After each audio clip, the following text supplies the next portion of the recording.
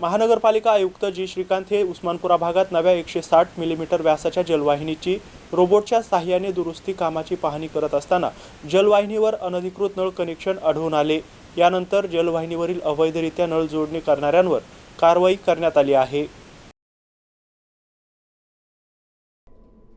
शहरातील एमजीपी मार्फत खासगी कंपनीच्या वतीने नवीन पुरवठा योजनेअंतर्गत जलवाहिनी टाकण्याचे काम सुरू आहे। उस्मानपुरा भागातील डेरा पंजाब हॉटेल मागील गल्ली नंबर 2 मध्ये सुद्धा नवीन जलवाहिनी टाकण्यात आली असून यावरून सध्या पाणी पुरवठा केला जात नाही। या जलवाहिनीवरील दुरुस्तीसाठी महानगरपालिका पाणी पुरवठा विभागाने एडो रोबोटच्या साहाय्याने दुरुस्ती कामाची पाहणी स्वतः महानगरपालिका आयुक्त जी श्रीकांत हे करत होते। यात 160 मिलीमीटर व्यासाची जलवाहिनी 2 ठिकाणी 1 इंच कनेक्शन जोडले असल्याचं आढळून जोडणी करणाऱ्या संबंधित मालकाविरोधात उस्मानपुरा पोलीस ठाण्यात गुन्हा दाखल करण्यात आलाय।